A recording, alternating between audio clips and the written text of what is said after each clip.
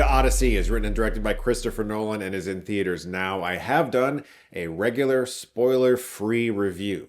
That's on my channel right now. This review is going to be filled with spoilers. That's your warning, so proceed with caution. On Monday, I saw the movie in IMAX for the first time, and it was an absolutely staggering experience. I left the theater completely overwhelmed, and I really loved the movie.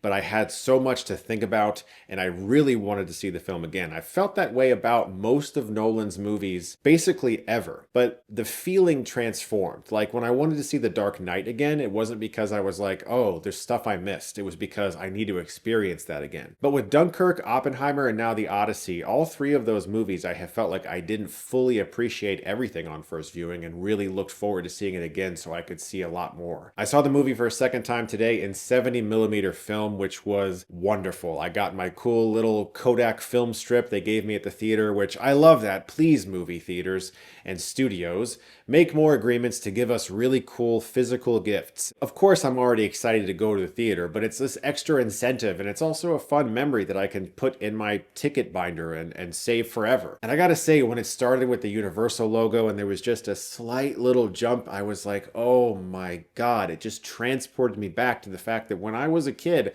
up until the mid-2000s, every time I went to the theaters, it was projected on film. And now it's such a special event. The last thing I saw on film was last year in New York. I went to an M. Night Shyamalan retrospective series at Film at Lincoln Center, and I saw The Sixth Sense all the way through Split, every single one of them except for Split on 35mm, which was really amazing. Since Nolan's movies, and especially this one, are so handcrafted and everything is as in camera as possible, and he wants to make films that feel genuinely like they were made by human beings with real craftsmanship on display, seeing a movie projected with a physical thing like film, and you're seeing the imperfections, you're seeing the slight blur, you're seeing some of the dirt, the hairs, like that's the best way to see this movie. I love the experience of watching this again, not just because of the film projection, but because I saw so much more on this second viewing that I'm really excited to talk about. One of the very first things that I realized was they hide Odysseus's face for like the first 5 to 10 minutes. You're always behind him, or you're seeing only his chin or his mouth. And the first time Nolan chooses to reveal Matt Damon as Odysseus is the first time he strings his bow, we tilt up to his face. And on second viewing, I was like, oh, wow. To really identify with Odysseus for the very first time when he strings his bow is an action that comes back later on in the film in a very important way because he is hidden as the beggar. When Anne Hathaway as Penelope says, I will take anyone who can string Odysseus's bow and shoot it through these axes, after he does that, what does he do? He reveals himself, which is beautiful on so many levels as cinematic mirroring from beginning to the end. But it's also, Odysseus is saying when he's got that hood up that he'll be here soon. He's not here yet. Like he's almost admitting that he's not fully himself. Something I love is when the soldiers descend from the Trojan horse, their legs are asleep. They start walking kind of slowly and they're limping because they've been stuck up there for a couple days. And I love that detail. A lesser filmmaker might have just made them hop down and start stealthily taking out the guards, but they're limping. Their legs are asleep. It's probably really tickly and that horrible tingle feeling that you hate. I also love that when the Trojan horse is being pulled through Troy, the soldiers stab through it. They're not idiots. They're like, there could be people in here, and they're testing it. And when they actually do make contact with somebody, you see someone in the background quickly wipe the blood off of the sword so that when he pulls it back up, it's blood free. One of my favorite scenes in the movie for Matt Damon's performance, but also for a choice that Nolan makes with the sound mix, is the sirens scene. Because all of the men are told to put wax in their ears.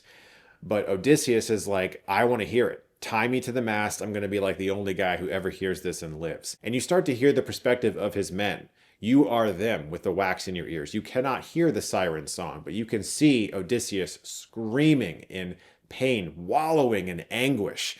And it's a really fantastic performance from Damon, but it's also a great choice to deny us hearing the siren song.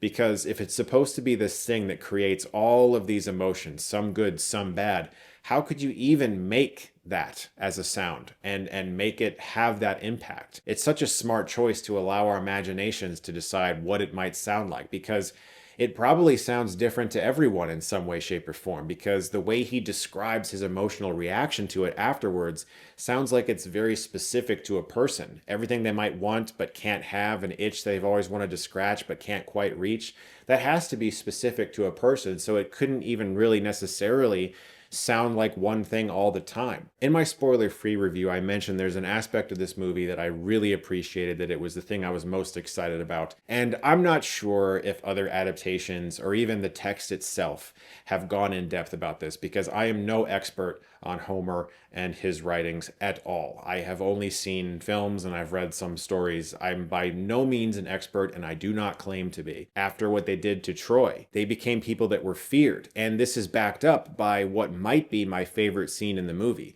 An incredible scene with Samantha Morton, who plays Cersei, who turns his men into pigs. But she doesn't just do it like it's some spell. She says she's showing them for who they are. And when she turns them back into men, she says, go back into your disguises, meaning that their true selves are swine. They're just pigs. The man is their mask. It's very Batman Begins. Like, no, this is your mask.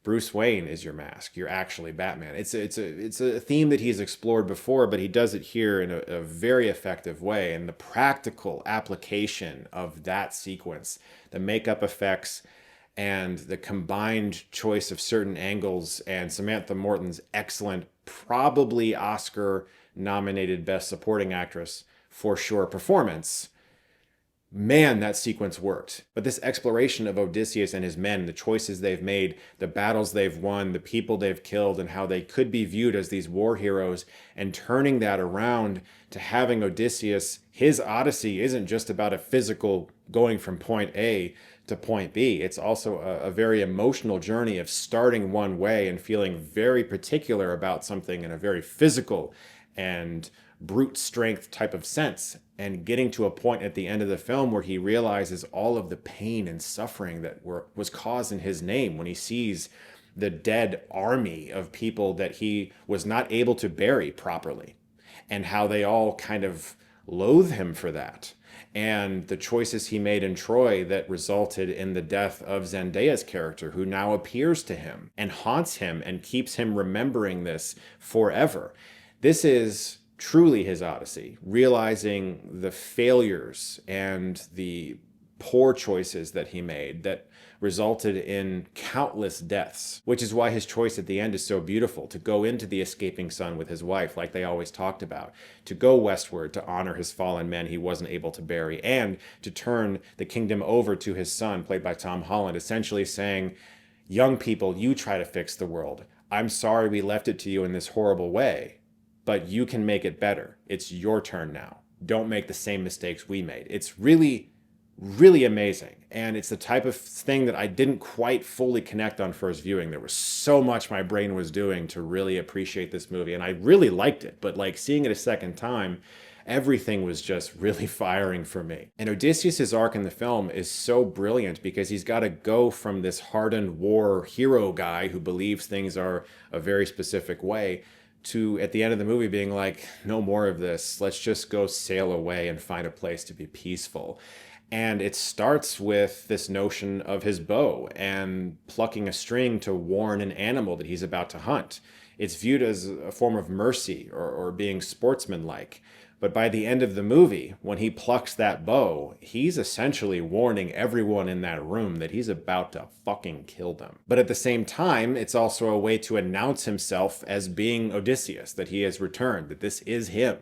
It's a really fantastic way to use a physical act and a physical object, in this case the bow and the stringing of it, to make everything just come back into a beautiful arc. And Mike, the man can make a movie. Nolan, you're really good at this. Even the Cyclops scene early on, you could view the Cyclops beast as a shepherd who's just making cheese with some sheep, and like these weird cockroaches come into his home and stab him in the eye. And when he spits out that helmet, it could be viewed as him taunting Odysseus, but he could also just be removing something from his teeth. And Odysseus slings an arrow at him in that moment out of anger and gets even more of his men killed. And so it's not just his men starting to look at him strangely and eventually performing a mutiny because they think he's angered the gods. It's that he does make some poor choices initially that aren't good for his men. And it's beautiful to see that all come back in the end in the way it does. I loved this movie the first time I saw it, but on second viewing, this solidifies as one of my favorite Nolan films. I think it's absolutely brilliant, and I'm going to give The Odyssey an A+.